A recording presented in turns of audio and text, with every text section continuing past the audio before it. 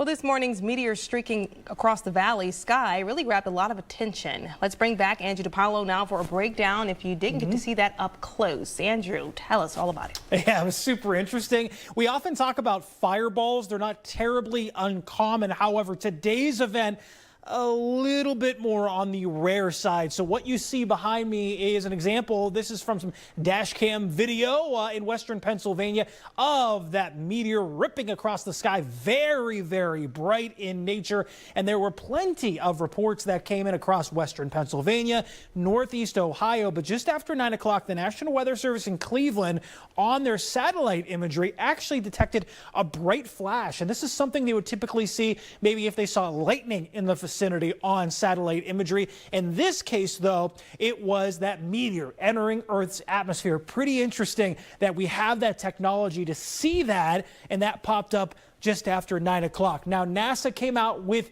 an unofficial report just a little after the 2 o'clock hour of some basics of and estimates of what happened throughout the region this morning. It just happened just around and after 9 o'clock. The speed was estimated to be 40,000 miles per hour of this asteroid, and its estimated size is 7 tons and 6 foot in diameter. Its landing location, fragments were reported across Medina County. So some technical terminology. A meteor is light emitted from a meteoroid or an asteroid as it enters the Earth's atmosphere. But once it makes it through the atmosphere and lands on the surface, it technically could be called a meteorite. So in Medina County, where some of those fragments were found, that technically those fragments can technically be called a meteorite. The National Weather Service was closely monitoring the meteor situation when it streaked across our area this morning, visible across western Pennsylvania and northeast Ohio. I'm joined now by Scott Radulowski, meteorologist from NOAA.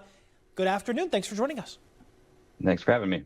All right, so this is pretty unusual that we see this level of a report, Scott. We're going to be talking about that in just a moment, but let's talk a little bit about the first initial reports that you received this morning. When did those come in? So I actually arrived at the Weather Service office just as this was happening. I must have been in the elevator. I came upstairs and everybody asked, "Did you just hear that?" And I hadn't. And so we pulled up the lightning mapper, which the forecasters are trained to know to use this in this circumstances to quickly confirm whether or not that was the case. And once they pulled up the lightning mapper, it was very clear there's a very long, elongated flash, which we know there's no lightning in the area. So that very clearly indicated that that's what had occurred. Yeah, I want to talk about that really quick. That was super interesting that not only do we have the technology now to spot lightning on visible imagery, but the fact that we can see other things that are coming through like a potential meteor on satellite imagery, that's a really great tool for all of us meteorologists to use. Yeah, and it's something that has been used at a number of forecast offices across the country. I know of a couple dozen cases where this exact thing happened, and one of the first places people call is the Weather Service. So it's good that they have this tool to quickly put people's fears at ease. Yeah, and Scott, just a couple of seconds ago, you mentioned you were in the elevator. You heard a loud boom yourself. Is that correct? I did not. No, I missed it okay. Entirely. But yeah. I definitely saw a couple of different reports that others in the area saw or heard loud booms, rather. I'm sure your office received similar reports. Did you receive many reports of a loud boom, maybe even some homes being shaken across the area? Is that some reports that you received? Certainly, yeah. The calls didn't start coming in as quickly as I might have expected. I think it took folks a little bit of time to say, what was that? And then about 15 minutes later, we started receiving a number of calls here at the Weather Service office.